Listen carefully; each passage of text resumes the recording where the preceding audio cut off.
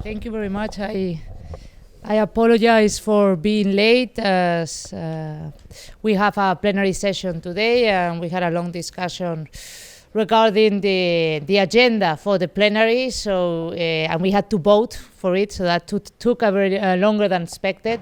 So I do apologize I've been late, and I apologize also because I will have to go back to the plenary because we need to vote again. But since the very beginning, since my team and we received the invitation to come here today, I accepted right away, because if there's something I'm concerned about and I'm worried about, it's startups, it's the creation of new companies and development of business in Europe. I come from Spain. I've been an entrepreneur myself for 6 years.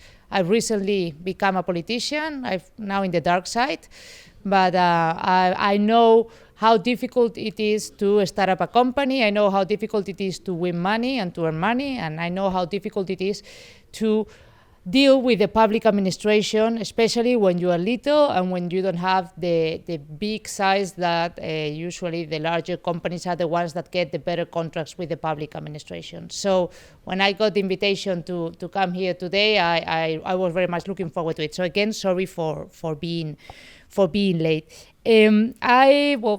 Thinking about what could we talk about today in this roundtable, and I'm very sorry I've only heard part of your presentation and I missed the presentations that were before, but it's like we live in a society where we expect most of the services provided in the cities to be public services.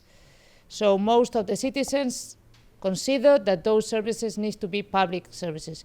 I myself, I'm a classic liberal. I have huge doubts whether or not most of the services provided at the cities, at the municipalities, at the level state should be public. But the truth to be said is that citizens demand them to be public. But the key question is whether or not the providers, those who provide that service, need to be public servants. So that's why I truly defend that it's much better when we have the private companies in a public context, winning the contracts, being the ones that provide that service. So with that general idea in mind, I wanted to talk about the benefits that come from the private-public cooperation, the benefits that come both for the public sector and the private sector, and also what is it that we need to do to look to the future in order to have a better private-public sector cooperation. So those were the three ideas I had in mind. And especially having a special look into medium-sized companies and startups. I mean, one of the things I keep saying is that whenever you hear a politician saying they want to encourage, that they want to have more entrepreneurs, they want to have more businessmen and women in Europe, or when you hear saying that they really care about, the big question is what is it that you do from the public side to offer contracts to these kind of small, medium-sized companies. So if we are really looking forward and we are willing to foster and the growth of the startups and medium-sized companies, we need public administrations willing to deal and to have contracts with these kind of early stage companies, which I consider that is very, very important. So I had a few ideas that I wanted to share with you. I don't know if there'll be a discussion afterwards. If it's, I'm glad to confront any of the ideas. Just to be clear on this, I'm a member of the EPP. I'm a member of the Spanish EPP, but I'm here talking as Isabel Benjumea, member of the European Parliament on my own. I don't know if 100% of the things that I'll be saying today are shared by my group, most of them for sure, but I don't know, because I'm truly speaking from my experience as an entrepreneur. So I wanted to set that clear. So just a few things that I wanted to share with you. This is data. Whenever you do research trying to understand the benefits of the private-public cooperation, the first thing that always comes is that you immediately reduce costs. Whenever the service is provided by a private company, when there's a public contest to win that contract, you reduce cost. Then, therefore, you are providing a better service to the citizens because it's costing less. Okay, that's the first thing I keep saying all the time. Then the knowledge, the know-how. The public administration, the municipalities not necessarily have to know about everything and not necessarily have to have the better know-how and the better technology and the better people working in the field in the public administration. So if you open into the private sector to be the ones who deliver the service, you'll be, again, offering a better service to the citizens, not only because the cost is less, but also because perhaps in that field the delivery of the service is much better because you have experienced people that know and that have the knowledge and the know-how being the ones who deliver the service. Then you let the public servants do their job. I mean, sometimes we get public servants that are forced into being the ones who deliver certain services that they don't have the knowledge, so they lose time trying to provide that service, and let them do whatever is it that they know and why they joined that public administration. And that happens in Spain all the time. Then another thing which is very important is about risk. If it's the public administration, if it's the municipality, it's the regional government, it's the national government, the ones who are constantly delivering the services, whenever there's a problem, the risk is 100% has to be assumed by the public administration. In this sense, if you have a private company, you share the risk. So that's even more fair for the citizens. You're telling them, it's going to cost you less. We're going to get people with experience and know-how. And we're going to share the risk in case something goes wrong. Well, then you give the opportunity to these companies to make money by winning these contracts, and therefore they'll be creating new jobs. So we are creating more employment, which I think, again, is something good for the citizens.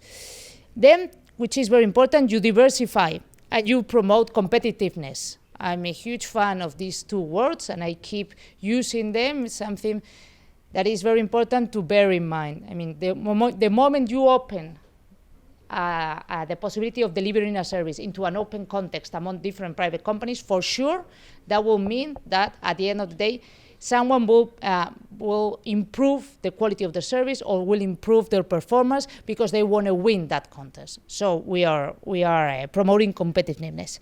And also, we need to look at it from the other perspective, because we are looking at what is it good for the public sector to have private companies delivering the public services? Okay, we've heard it. But also, I mean, it's good for the private sector because we give them new opportunities of business, and we let them be aware of the regulatory risks that usually you deal with whenever you deal with the public administration, as being a business partner of the public administration. So you have a better and depth knowledge of the regulatory risk. And like to sum up this first reflection that I wanted to share with you, whenever we have private sector working with the public administration, delivering the public services, the citizens usually end up considering that the quality of the service is better, and don't forget that we are saving money. Okay, that's a first idea I wanted to share with you. Then, on the other hand,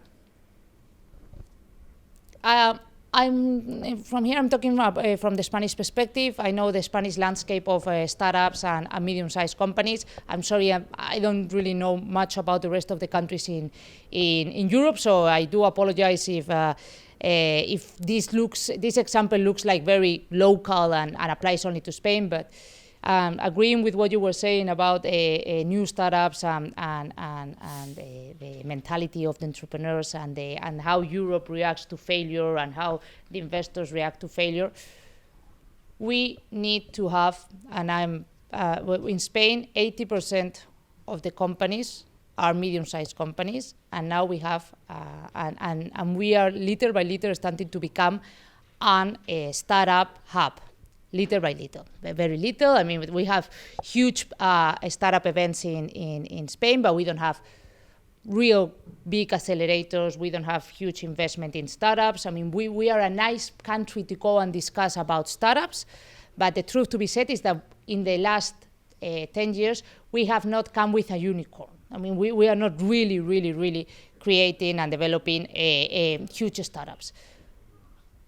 What are the public administrations doing? What are the public administrations doing, and what are we doing also from the perspective of education and access to finance, doing to change the mind of the new generations in order to become an entrepreneur? I truly think that there's an issue, and this is the link between with what I was saying before, that there's no room for many entrepreneurial ideas because the public service is already delivering that service.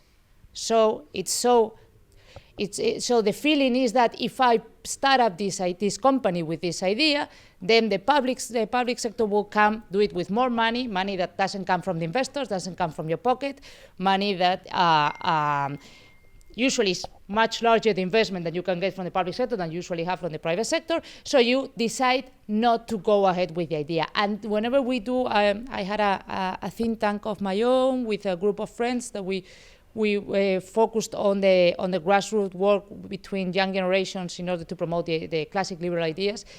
And the perception of most of the under 20s in Spain is that there's very little room for new ideas because at the end of the day, everybody turns public. So that's a perception. I'm not saying that it's true.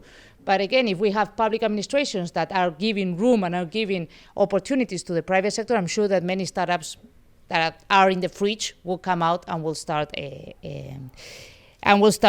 least will take the risk to start their projects. But anyhow, I mean, there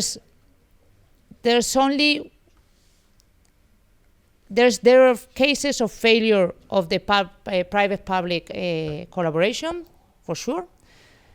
There's cases of mismanagement of private companies dealing with public contracts. This is what those who are against of this kind of collaboration use constantly to say we cannot leave the private sector touch the public services because at the end of the day they will steal the money, they will run away, they will leave the highway on half and we won't have the services provided. It's true that it has happened, but it has happened much more times that the public administration has promised to do something, there was a budget and we haven't heard a thing about it. So, I mean, we need to take the risk for that. So again, I'm a big fan of considering that the public sector has the duty of encouraging citizens to become entrepreneurs and making the life of entrepreneurs, startups, medium-sized or big companies easier. The companies are the ones who create growth and who create employment, and are the ones who make the people earn money to pay taxes so that we can pay the public services that we like to enjoy. And it's good that we want to have a public overview of the services that the public administration provides. But again, if we are truly willing to promote and foster the development of the different regions, I'm at the Regional Development Committee here at the Parliament. I'm Vice Chair. I keep hearing that we need to give opportunities to the regions, and I agree with that, but it's not only by spending money in the regions, it's by creating opportunities. So we need the public administration, the municipalities, the regions, the central governments to understand that the way of doing that is by giving the companies the opportunity not only to develop their business in the private sector, but also to deal with the public administration and be the ones who provide the services so that we can prove that maybe a smaller public administration will be better for the citizens. So, well, thank you very much. This is what I had in mind to share with you. Thank you.